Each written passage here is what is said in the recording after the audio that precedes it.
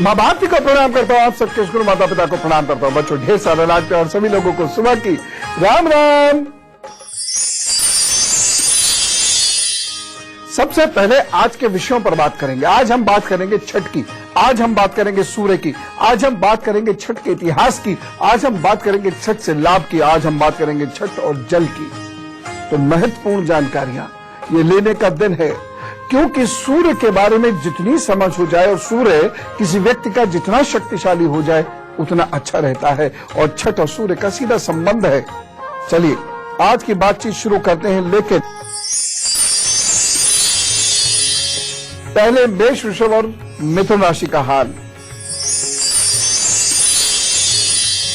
मेष राशि, इस दिन को बहुत अच्छा नहीं कहा जा सकता। मन में द्वंद्व चलता रहेगा, विचार एक दूसरे से लड़ पड़ेंगे और इस वजह से कार्य आपके रुक भी सकते हैं। आलस्य की वजह से कहीं कोई समस्या हो सकती है और भाग्य भी आज बहुत ज्यादा साथ नहीं देगा।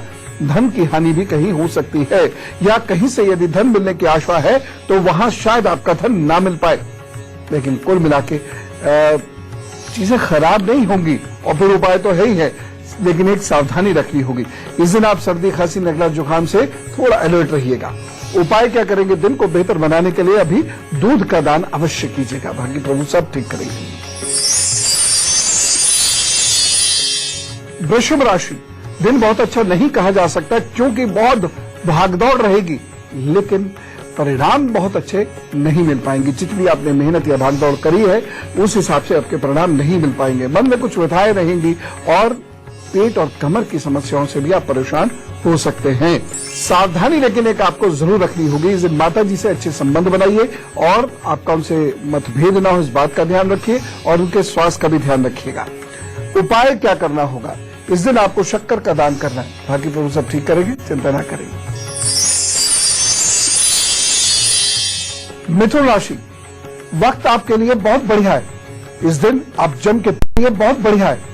इस दिन आप जम के पढ़ाई कीजिए, आप प्रमोशन की कोशिश कीजिए, आप ट्रांसफर पोस्टिंग की भी कोशिश कीजिए। इस दिन किए गए कार्यों से आपको लाभ जरूर मिलेगा। हाँ, कुछ बाधाएं अवश्य आएंगी, आपके कुछ मित्र भी बाधाएं उत्पन्न कर सकते हैं, लेकिन चिंता की कोई बात नहीं, कार्य आपके लगातार बनते रहेंगे। एक सावधानी रखिएगा, इस दिन प्रतिक्रिया बहुत सोच समझ कर दीजिएगा। कहीं ऐसा ना हो कि जरा सी बात पर आप भड़क जाए और बहुत एक्सट्रीम प्रतिक्रिया हो जाए और कोई मित्र शत्रु व्यवहार करने लगे। उपाय क्या करेंगे? दिन बेहतर हो इसके लिए आप गणपति जी को दुर्वा अर्पित कीजिए और उसके बाद अपने काम पर जुटिए। गणपति जी आपका काम, आपका मूड दोनों ठीक रखेंगे। भारत एक अद्भुत धरती है, इतने सारे धर्म, इतनी सारी बोलियां, इतने सारे पहनावे, इतनी सारी परंपराएं, कैसे सब एक साथ रहती है। ये बात ठीक है कि कहीं ना कहीं क्लैशेस होते रहे हैं, लेकिन बावजूद उन सब चीजों के सब छटाएं बराबर रूप से बिखरती भी रही है। अद्भुत अद्भुत अद्भुत धरती है ये। दुनिया में कहीं इतनी अनेकता नहीं मिलेगी। और फिर भी मैं कहूं, अगर हम थोड़ा सा सकारात्मक रूप से सोचें तो तमाम विषमताओं के बावजूद, अनेकताओं के बावजूद जो एकता भारतीय समाज में है, अन्यत्र कहीं नहीं। यदि आप विविधता में एकता के रंग देखना चाहते हैं तो भारत की संस्कृति और परंपरा पर एक विहंगम दृष्टि जरूर डालिएगा। यहाँ चारों ओर आपको भांति भांति के त्योहार, पूजा, परंपराएं, व्रत, उत्सव देखने को मिलेंगे। दीपावली का पर्व समाप्त होते ही भाई दूज से एक और पर्व की निराली छटा चारों ओर बिखरनी शुरू हो जाती है और यह है छठ का पर्व। छठ लोक आस्था का महापर्व है। इस पर्व में प्रकृति और सूर्य की पूजा की जाती है। वैसे तो उगते सूर्य की ही पूजा की प्रथा है, परंतु ये एकमात्र ऐसा पर्व है जिसमें अस्ताचलगामी सूर्य की पूजा होती है। अनेक वैज्ञानिक और आध्यात्मिक अद्भुत संदेशों को स्वयं में समेटे हुए ये महापर्व भारत, जावा, मॉरिशस, ट्रिनिदाद और सुमात्रा जैसे कई देशों में मनाया जाता है। इस अवसर पर महिलाएं सूर्य से उनके समान ही तेजस्वी पुत्र पाने की कामना करती हैं। ऐसी मान्यता है कि छठ पर्व पर व्रत करने वाली महिलाओं को पुत्र रत्न की प्राप्ति होती है। पुत्र की इच्छा रखने वाली और पुत्र की कुशलता के लिए सामान्य तौर पर महिलाएं यह व्रत रखती हैं, किंतु पुरुष भी ये व्रत पूरी निष्ठा से रखते हैं। सूर्य पूजा भारत में सदा से हो रही है, ऋग्वेद काल से शुरू करके, और आप किसी भी पुराण को उठाकर देखिएगा, किसी न किसी रूप में सूर्य की उपासना का विवरण आपको अवश्य मिलेगा। क्या ब्रह्म पुराण, क्या विष्णु पुराण, क्या अग्नि पुराण, सभी पुराणों में लगभग सूर्य की पूजा का विशेष महत्व है, विशेष महत्व है। और ज्योतिष तो सूर्य के इर्द गिर्द घूमता है, क्योंकि यह एक ऐसा ग्रह है जो आपकी जिंदगी में यदि सही हो गया तो पद, पिता, प्रतिष्ठा, पैसा, शरीर की कांति, ओज, वाणी, आंखें, ये सब बेहद सुंदर, आकर्षक और प्रभावी हो जाते हैं। और सूर्य जिसका कमजोर हो जाता है उसे जीवन में कहीं ठौर नहीं मिलता, कभी प्रतिष्ठा नहीं मिलती। लेकिन सूर्य को ही देखिए, दुनिया में कहावत है कि एवरीबडी सैल्यूट्स राइजिंग सन, उगते हुए सूर्य को ही प्रणाम किया जाता है। लेकिन भारत एक अनोखा देश है, यहां पर डूबते हुए सूर्य की भी महिमा का ज्ञान हमें है, और इसके लिए यहां पर सूर्य के उगने पर भी पर्व है, तो सूर्य के डूबने पर भी पर्व है। ब्रह्म वैवर्त पुराण में उल्लेख है कि राजा प्रियव्रत की कोई संतान नहीं थी। महाराज ने महर्षि कश्यप से दुख व्यक्त कर पुत्र प्राप्ति का उपाय पूछा। महर्षि ने पुत्रेष्टि यज्ञ का परामर्श दिया। यज्ञ के फलस्वरूप महारानी को पुत्र जन्म तो हुआ, किंतु वह शिशु मृत था। पूरे नगर में शोक व्याप्त हो गया। महाराज शिशु के मृत शरीर को अपने वक्ष से लगाए विलाप कर रहे थे। तभी उन्होंने देखा कि आकाश से एक विमान पृथ्वी पर आ रहा है। विमान में एक ज्योतिर्मय दिव्याकृति नारी बैठी हुई थी। राजा द्वारा स्तुति करने पर देवी ने कहा, मैं ब्रह्मा की मानस पुत्री षष्ठी देवी हूँ। मैं विश्व के समस्त बालकों की रक्षिका हूँ और अपुत्रों को पुत्र प्रदान करती हूँ। देवी ने शिशु के मृत शरीर का स्पर्श किया और वह बालक जीवित हो उठा। ये देखकर महाराज की प्रसन्नता की कोई सीमा न रही। वो अनेक प्रकार से षष्ठी देवी की स्तुति करने लगे और राजा ने ऐसी घोषणा कराई कि राज्य में प्रतिवर्ष कार्तिक शुक्ल पक्ष की षष्ठी को षष्ठी महोत्सव के रूप में मनाया जाए।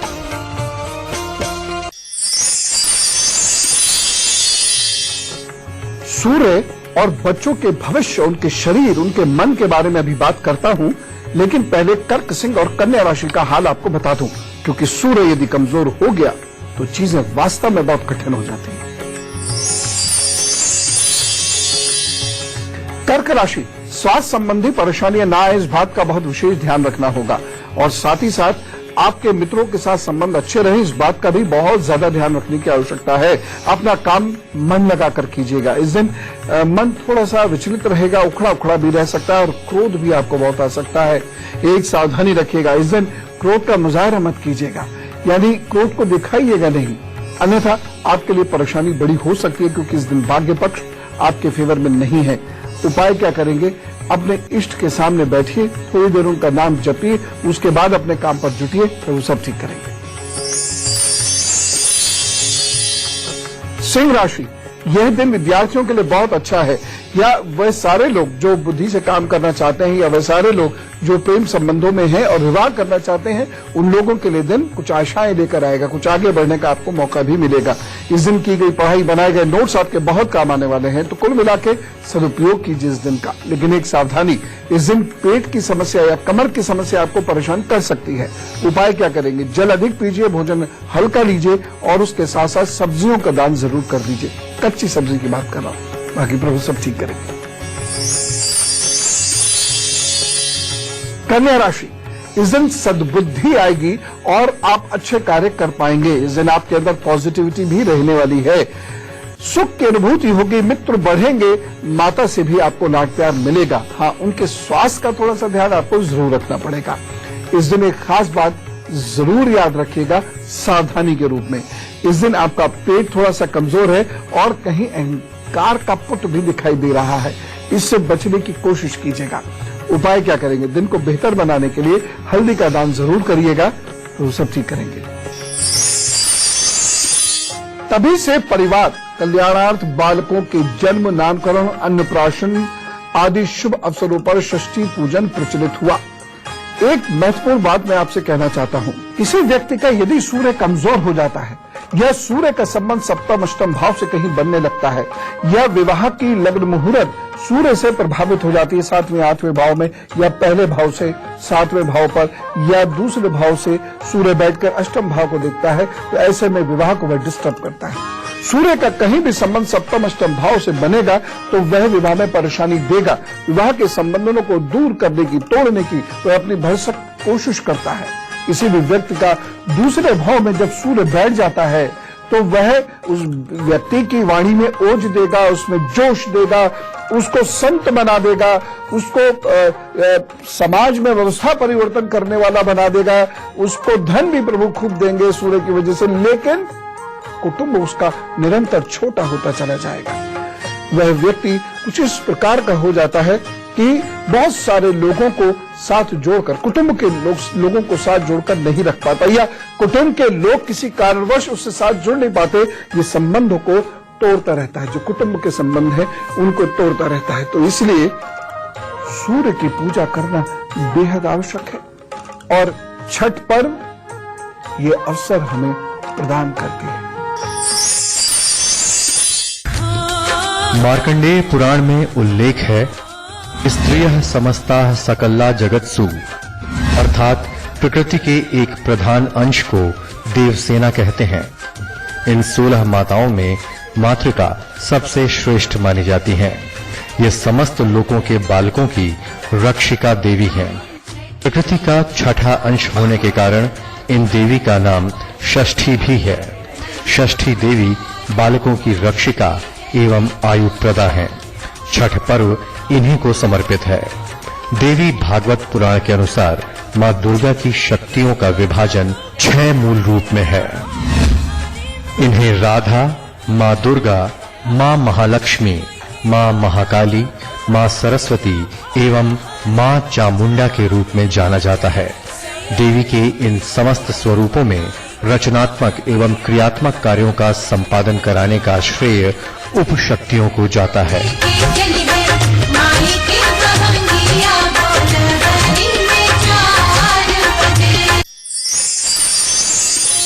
छठ पर्व की पूजा के संबंध में कुछ और बहुत विशिष्ट मान्यताएं हैं।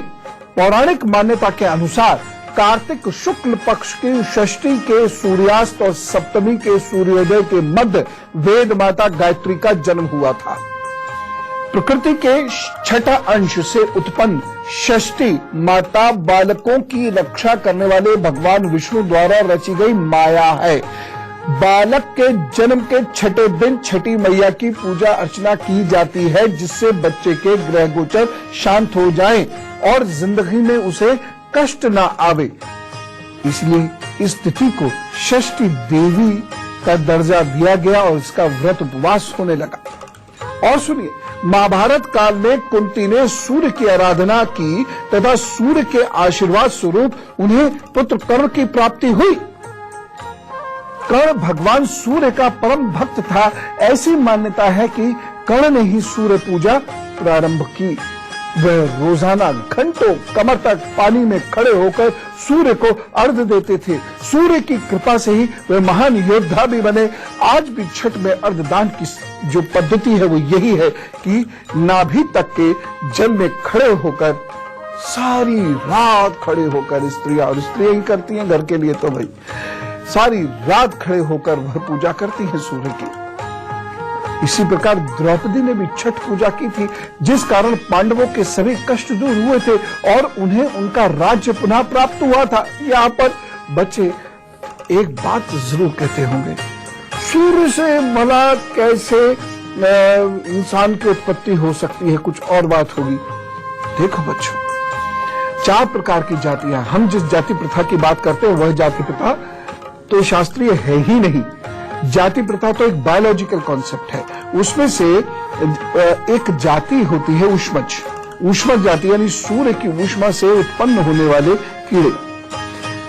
एक वक्त आएगा जब आप ये भी जानेंगे कि कीड़ों से भी कुछ और अधिक सूर्य की ऊष्मा से उत्पन्न किया जा सकता है और वह मानव भी हो सकता है। हो सकता है क्लोनिंग भी सूर्य की किरणों से प्रारंभ की जाए आगे जाके। विज्ञान का कोई अंत नहीं है, इसलिए जो वैज्ञानिक बुद्धि के लोग हैं या जिन लोगों का टेम्परामेंट या वे ऑफ थिंकिंग साइंटिफिक है, वो कभी किसी चीज पर विराम नहीं लगाते कि ये तो हो ही नहीं सकता, हमने नहीं पढ़ा इसलिए ये नहीं हो सकता। सब कुछ संभव हो जाता है। और दूसरी बात मैं कह रहा हूं कटी स्नान की, इसके अद्भुत प्रयोग देखें। बहुत सारे लोग जो इस काबिल थे कि उनको महान पद मिले, बड़े पद मिले, वो सीट ऑफ पावर पे पहुंचे, लेकिन उनका सूर्य बहुत खराब था और वह लगातार फेल हो रहे थे। वह ब्यूरोक्रेट नहीं बन पा रहे थे, राजनीतिक सत्ता उन्हें प्राप्त नहीं हो पा रही थी। मैंने इसे बहुत सारे बच्चों को या बड़ों को कहा, नियमित रूप से 45 दिन कटी स्नान कीजिए। उसमें से ज्यादातर लोग तो नहीं कर पाए, वो उसके कारण जानते होंगे बेहतर, लेकिन जिन्होंने किया उनको शक्ति प्राप्त हुई, प्रतिष्ठा प्राप्त हुई और महत्वपूर्ण पद प्राप्त हुआ। शास्त्रों में कार्तिक मास के शुक्ल पक्ष की षष्ठी का उल्लेख स्कंद षष्ठी के नाम से भी किया गया है। छठ के साथ स्कंद पूजा की भी परंपरा जुड़ी हुई है। भगवान शिव के तेज से उत्पन्न बालक स्कंद की 6 कृतिकाओं ने स्तनपान कराकर रक्षा की थी। इसी कारण स्कंद के 6 मुख हैं और उन्हें कार्तिकेय के नाम से पुकारा जाता है। इससे इस व्रत की प्राचीनता एवं प्रामाणिकता भी परिलक्षित होती है। भगवान सूर्य के इस पावन व्रत में शक्ति व ब्रह्म दोनों की उपासना का फल एक सा प्राप्त होता है। कार्तिक से संबद्ध होने के कारण षष्ठी देवी को स्कंद की पत्नी देवसेना नाम से भी पूजा जाने लगा।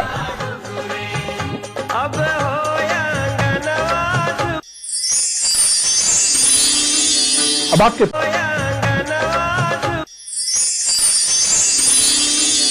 आपके प्रश्न भी मैं लेता हूं। यदि मैं जानता हूं क्या बहुत सारा गुस्सा है मुझसे, मेल भी भरी रहती है, फोन लगता नहीं,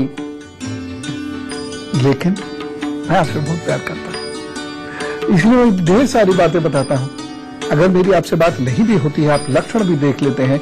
मैं जो आपसे बात करता हूं, लक्षणों को समझाता हूं, खासतौर से जब मैं हाथ पर बताता हूं और व्यवहार के लक्षण बताता हूं और उसको आप समझकर यदि आपकी जिंदगी में वो उससे उतार लेते हैं तो निश्चित रूप से सुधार आता है। ना? कुछ रिश्ते ऐसे होते हैं जिनमें गुस्सा जरूर होता है लेकिन प्यार भी बहुत होता है। अच्छा, पर्सनल डिटेल आप भेजिएगा guruparvat.itvnetwork.com पर, ठीक है? और बाकी तो आप बड़े अच्छे प्रश्न पूछते हैं फेसबुक पे या अच्छी अच्छी बातें बताते हैं फेसबुक पे, इसके लिए धन्यवाद। सुनीता जी हमारे साथ है। राम राम।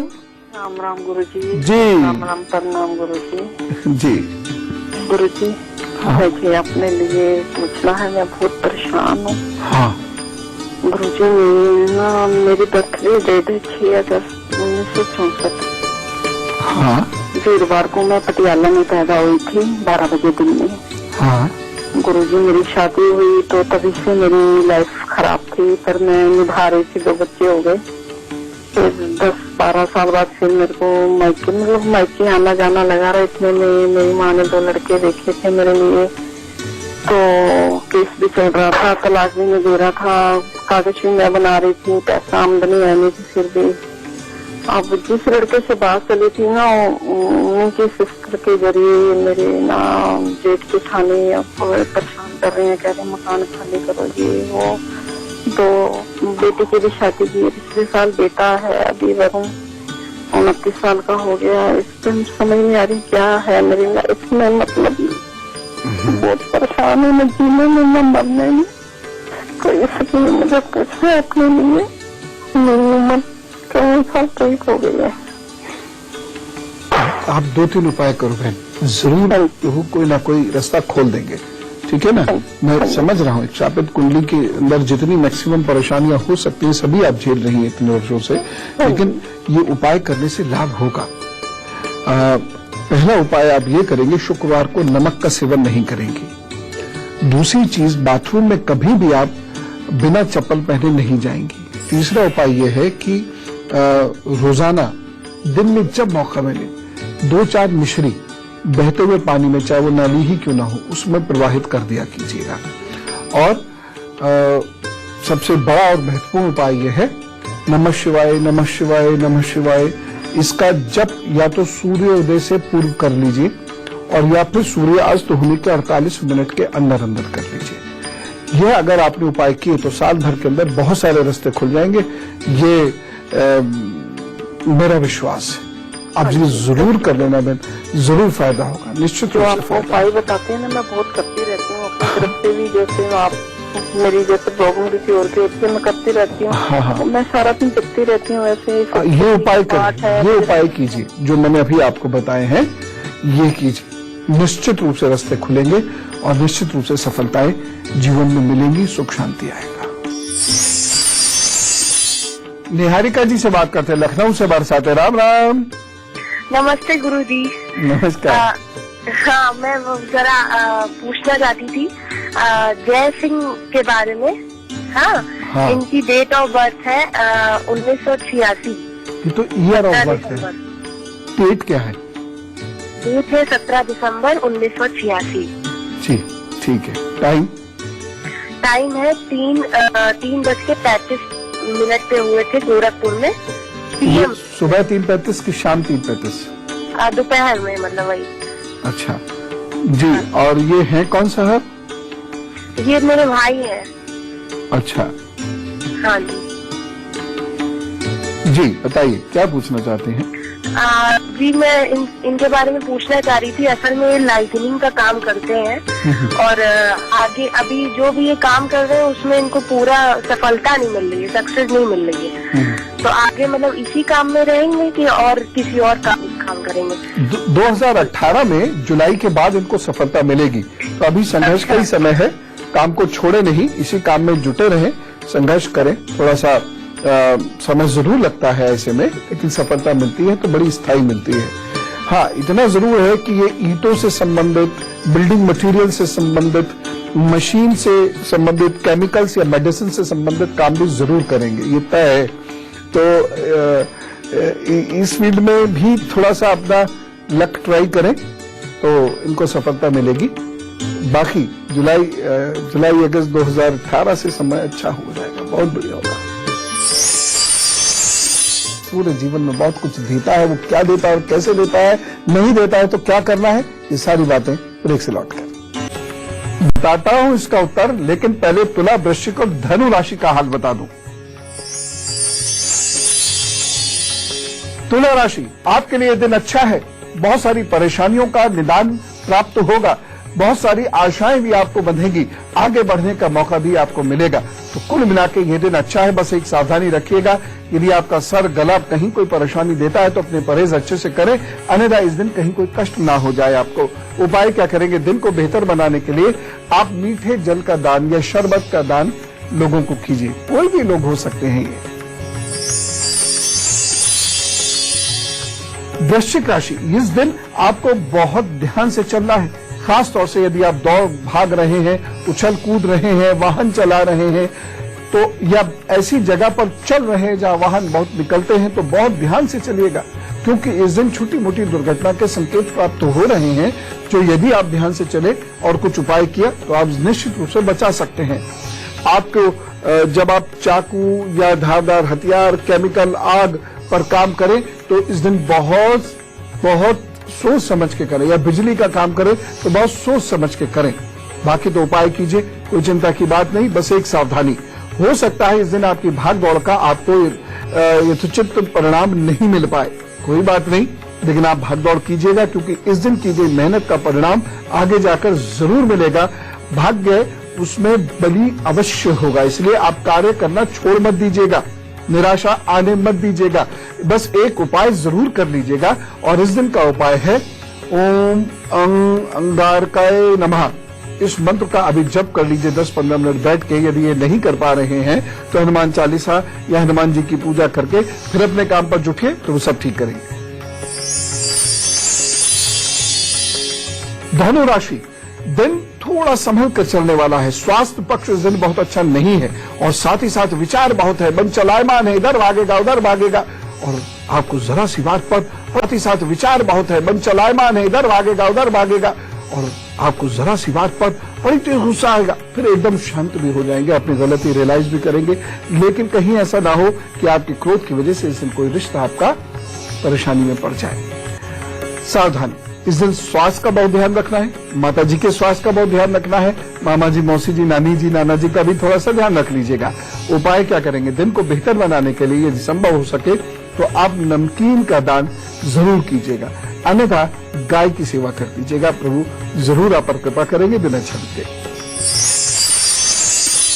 तो हम लोग ये बात कर रहे थे कि जब छठ इतना महत्वपूर्ण है, छठ पूजा से सूर्य बेहतर हो सकता है, छठ पूजा से कुटुंब अच्छा हो सकता है, प्रतिष्ठा मिल सकती है, यश की प्राप्ति, उपहार की प्राप्ति हो सकती है, सम्मान की प्राप्ति, पद की प्राप्ति हो सकती है, तो फिर छठ तो सारे भारत में ही मनना चाहिए था। ऐसा क्या कि उत्तर भारत में छठ का प्रचलन बहुत ज्यादा है और उत्तर भारत में छठ बहुत मनाई गई। ये रहा उत्तर। षष्ठी का सर्वप्रथम साक्ष्य हमें अंगराज कर्ण द्वारा किए गए पूजन के रूप में प्राप्त होता है।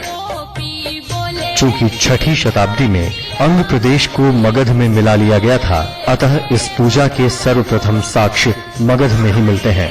मगध का आशय यहाँ वर्तमान बिहार से है। आज भी अगर देखा जाए तो भारत की वर्तमान राजनीतिक दशा एवं दिशा इन सूर्य उपासक राज्यों पर केंद्रित है।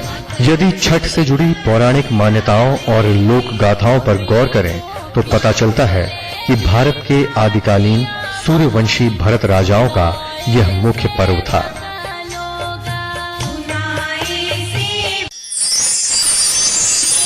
बच्चों, मैं आपसे एक चीज कहना चाहता हूं, भारत की जो परंपराएं हैं, सब नहीं लेकिन ज्यादातर परंपराएं, और भारत का अध्यात्म विज्ञान की ठोस धरातल पर खड़ा हुआ है। इसमें कहीं कोई संशय की आवश्यकता नहीं है। हमने उसे पढ़ा समझा नहीं, या हमें उसे पढ़ाया समझाया नहीं गया।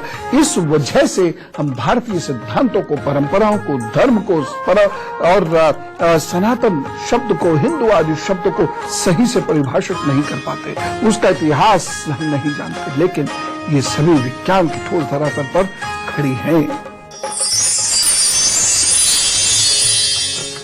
यदि संभव हो सके तो सब लोग इस बार छठ पूजा करें, ज्यादा नहीं, थोड़ी सी।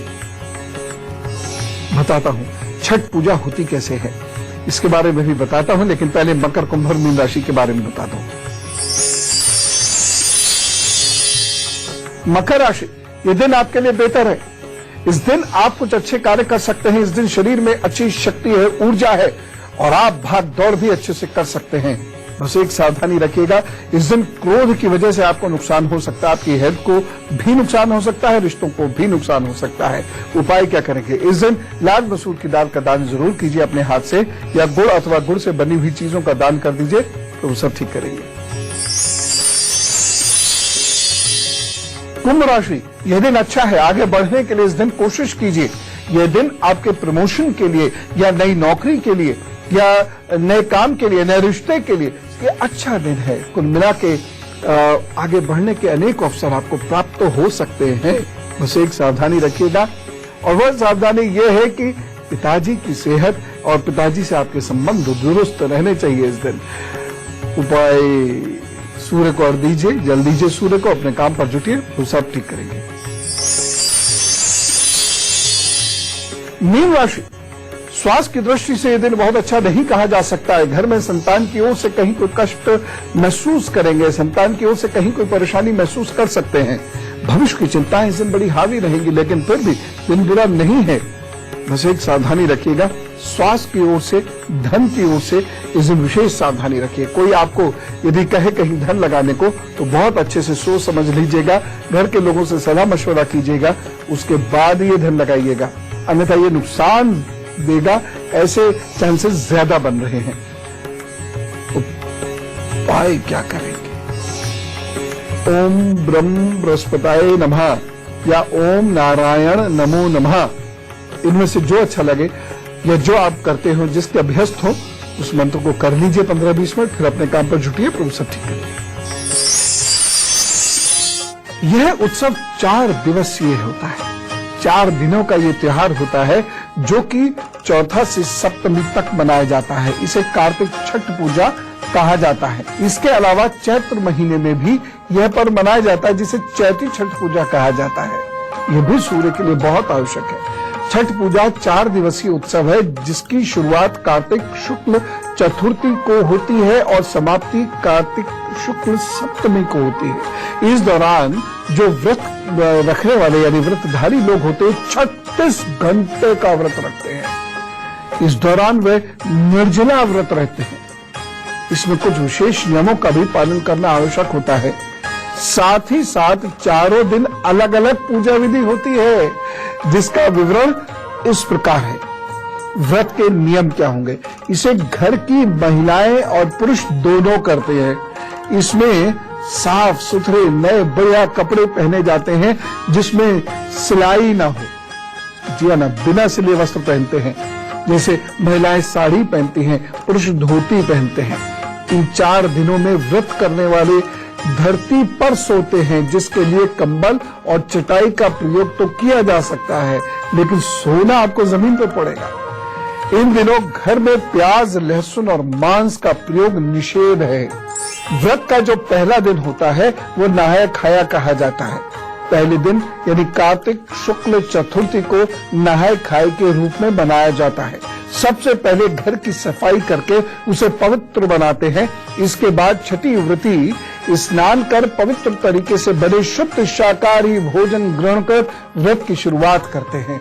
घर के सभी लोग व्रत के उपरांत ही भोजन, जो व्रती होता है, व्रती के खाने के बाद ही भोजन ग्रहण करते हैं, उसको सम्मान देने के लिए। भोजन के रूप में कद्दू की सब्जी, चने की दाल, और चावल यानी भात ग्रहण किया जाता है। दूसरे दिन होता है लोहंडा और खरना। दूसरे दिन कार्तिक शुक्ल पक्षमी को व्रत रखने वाले लोग यानी व्रतधारी दिन भर का उपवास रखने के बाद शाम को भोजन करते हैं, जिसे खरना कहा जाता है। खरना का प्रसाद लेने के लिए आसपास के सभी लोगों को निमंत्रण दिया जाता है। सब लोग आते हैं। प्रसाद के रूप में गन्ने के रस में बनी हुई चावल की खीर के साथ दूध, चावल का पिठा और घी चुपड़ी रोटी बनाई जाती है, लेकिन इसमें नमक और चीनी का समानता प्रयोग नहीं होता। चावल की खीर खाइए कभी बच्चों, खाओ, आनंद आएगा। घर में बोलना चावल की खीर पका के खिलाएंगे आपको। पकने में बहुत वक्त, बड़ी मेहनत लगती है, लेकिन उसमें यदि गोला पड़ा हुआ हो, किशमिश पड़ी हुई हो तो क्या कहने। इसलिए जो भारत के परंपरागत व्यंजन है, जरा इसका भी स्वाद चखो तो पाश्चात्य व्यंजनों के साथ साथ इसमें तो आपको शक्ति भी मिलेगी और स्वाद भी मिलेगा। ठीक है, तो बड़े लोग बच्चों को चावल की खीर बना के खिलाइए जरा।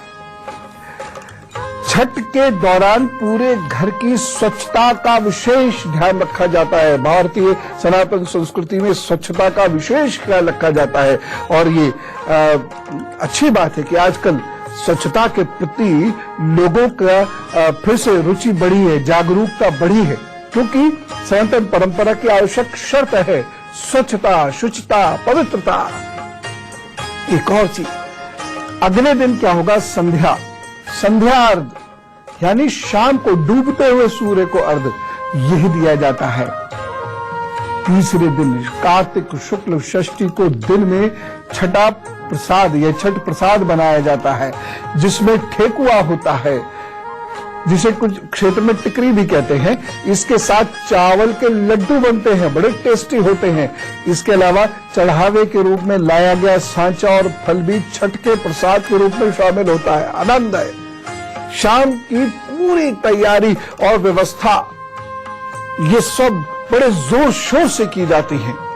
बांस की टोकरी में अर्घ का सूप सजाया जाता है और व्रती के साथ उसका पूरा परिवार और पड़ोस तक के लोग अस्ताचलगामी सूर्य को अर्घ देने के लिए घाट की ओर चल पड़ते हैं। देखिए, सूर्य दो ही समय में हमारी मदद करते हैं, उगते हुए और अस्त होते हुए। उगते हुए सूर्य में भी विटामिन डी है, अस्त होते हुए सूर्य में विटामिन डी है। उगते हुए और अस्त होते हुए सूर्य के सामने 20 मिनट खड़े होने वाले व्यक्ति को शरीर में स्फूर्ति की, विटामिन डी की, कैल्शियम डाइजेस्ट होने की समस्या कभी नहीं रहती है और उसके साथ साथ किस्मत भी खुलती है उसकी। जी हाँ, ये रोज करना चाहिए। अच्छा, अब छठ की बात पर फिर पुनः आते हैं।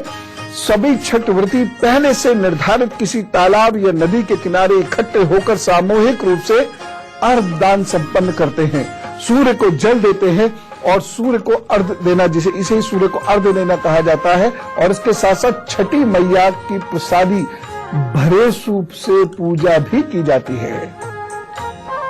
और चौथा दिन होता है उषाकालीन, संध्या काल से तीसरे दिन से सारी रात जो लोग व्रत रखते हैं वह पानी में खड़े रहते हैं और पानी कहां तक हो, नाभि तक हो। फिर चौथे दिन कार्तिक शुक्ल पक्ष की सप्तमी की सुबह उदय होने वाले सूर्य को अर्घ दिया जाता है।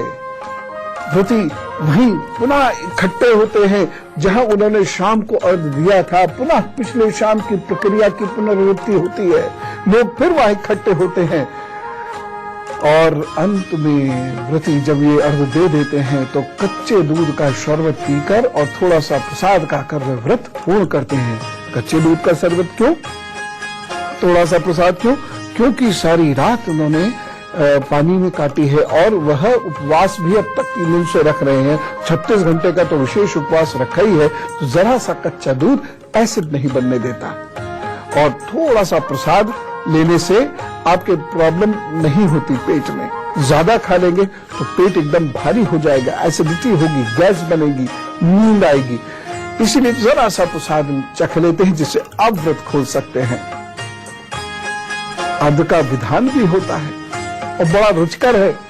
बांस के सूप में केला और विभिन्न प्रकार के फल, केला अवश्य होगा, और विभिन्न प्रकार के फल, ये अलोना प्रसाद, ईख, यानी गन्ने का समय शुरू हुआ तो ईख, ये सूप में रखकर फिर एक पीले वस्त्र से इसे ढक दिया जाता है और धूप दीप जलाकर सूप में रखने के बाद दोनों हाथों से लेकर ओम अहि सूर्याय सहस्त्रांशो तेजोराशो जगतपते अनुकंपामय मां भवत्या ग्रहणधारिम नमोस्तुते, इस मंत्र का जप किया जाता है। 3 बार अस्ताचल सूर्य को अर्घ दिया जाता है और उसके बाद रात्रि जागरण के बाद इसी मंत्र से प्रातःकाल के सूर्य को अर्घ दिया जाता है। तब इस व्रत का पारण होता है। इस प्रकार भगवान सूर्य इस पावन पर्व में शक्ति और ब्रह्मा की उपासना का फल एक साथ प्रदान करते हैं। सब व्यक्ति वर्ष भर के अंदर जो पूरे मनोयोग से इस व्रत का पालन करते हैं, वर्ष भर के अंदर पद से संबंधित, प्रतिष्ठा से संबंधित कोई ना कोई अच्छा कार्य अवश्य होता है। क्या होता है, कितना होता है, ये प्रभु जाने, लेकिन होता अवश्य हो। हाँ, वो अलग बात है कि कहीं कोई विशेष ही नाराजगी हो भगवान की, अन्यथा ये व्रत करने वाले लोगों को वर्षांत कुछ ना कुछ प्रभु जरूर कृपा रूप में प्रदान करते हैं। विजय कुमार जी से बात करते, गुजरात से हमारे साथ है। राम राम। राम राम गुरु जी। जी कैसे हैं आप? एकदम अच्छा, बहुत बहुत धन्यवाद। मेरी डेट ऑफ बर्थ है 9 जून 1994 और टाइम है सुबह 9:15। हाँ, और मुंबई महाराष्ट्र में जन्म हुआ है। जी जी गुरु जी, मैंने 12th साइंस किया है और उसके बाद कंप्यूटर इंजीनियरिंग की पढ़ाई कर रहा था, लेकिन क्या है कि उसमें मैं 2-3 बार फेल हुआ।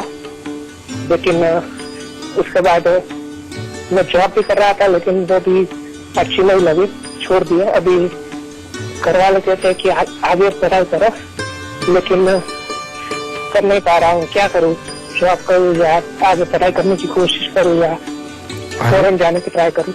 हो जाएगा। और आप एक काम ये करिएगा, तकरीबन 10-12 रत्ती का एक तिकोना मूंगा तांबे में मड़वाकर अपने किसी भी हाथ की रिंग फिंगर में ट्यूसडे के दिन पहन लेना। एक काम तो ये हो गया। दूसरा क्या करना है, 3 कुत्तों को रोजाना भोजन देना है, ठीक है ना। और पिताजी के बारे में थोड़ा सा बताइएगा। जी, मेरे पिताजी अभी उन पे भी बहुत कर्ज है, और अभी पहले बिजनेस था लेकिन उसमें बहुत 2-3 बार नुकसानी आई, और घर भी खुद का नहीं है। बीमार भी रहते हैं? का नहीं है। बीमार भी रहते हैं? अभी वैसे बहुत बीमार तो नहीं रहते, लेकिन थकान वगैरह थोड़ा रहते हैं, और अभी 1-2 दिन से सर्दी जैसा है। अच्छा, ठीक है, बहुत बीमार नहीं है। ठीक है। सीरियस। तो एक काम फिर ये शुरू कर दीजिएगा कि आप जो है एक चांदी की चेन और पहन लीजिएगा, और साथ ही साथ जब भी मौका मिले तो पिताजी को प्रणाम करके गुड़ का दान कर दिया कीजिएगा, या गुड़ से बनी हुई चीजों का दान कर दिया कीजिएगा। आपके जीवन में माता पिता के द्वारा ही स्त्री का प्रवेश हो, यदि आपके अपनी सोच के अनुसार होगा तो ये आपको बहुत नुकसान पहुंचाएगी। तो यह नुकसान हो जाएगा, कोई स्त्री क्यों किसी को नुकसान पहुंचाएगी, लेकिन कुछ ना कुछ ऐसा होगा कि संबंध बिगड़ने से आपके करियर पर बहुत बुरा असर पड़ेगा। तो माता पिता की सोच से ही आपके जीवन में कोई स्त्री आए अन्यथा नहीं आए। तो ये उपाय हैं बस, और फिर से पढ़ाई शुरू हो जाएगी। वैसे कहीं अच्छी जॉब का ऑफर आने ही वाला है, किसी भी समय आ जाएगा दिसंबर जनवरी में, और आप वो कर लीजिएगा। उसके साथ साथ पढ़ाई चलती रहेगी, और क्या। हनुमान जी आपके इष्ट हैं, खूब भजिए उनको और आगे बढ़िए।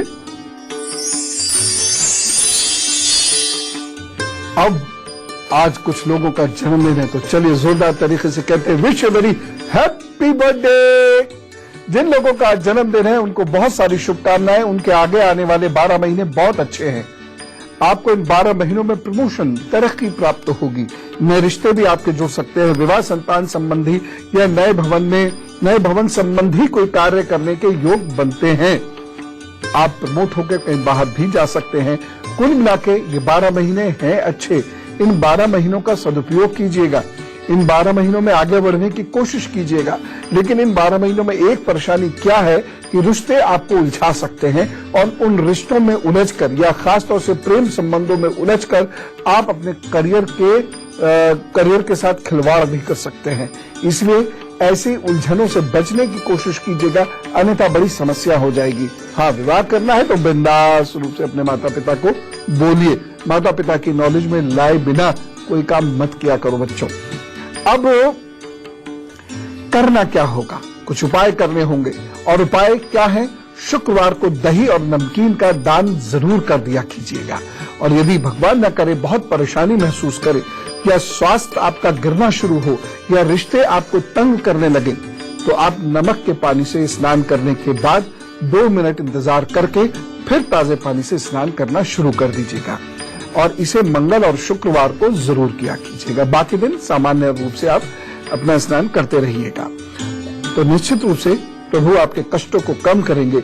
वैसे कुल मिला के देखा जाए तो इन 12 महीनों में तरक्की होगी, और उसमें भी विशेष रूप से फरवरी 2017 तक। तो लिहाजा आगे बढ़िए और संबंध जोड़िए, भवन संबंधी कार्य कीजिए। फरवरी 2017 तक विशेष समय है आपके पास, उसके बाद का समय भी ठीक है। Wish you all the best. और अब गुरु मंत्र सूर्य की बात मैं बहुत डिटेल से आपसे करना चाहता हूं आज, लेकिन थोड़ी सी बात मैं आपसे कहकर बात को पूर्ण करूंगा। और वह बात यह है कि यदि सूर्य खराब हो गया तो संबंध नहीं रहने देगा, न पार्टनर से, न मित्रों से, न रिश्ते नातों से। सूर्य यदि खराब हो गया तो जीवन पर्यंत आप स्वस्थ नहीं रह सकते, हड्डियों में परेशानी होनी ही तय है।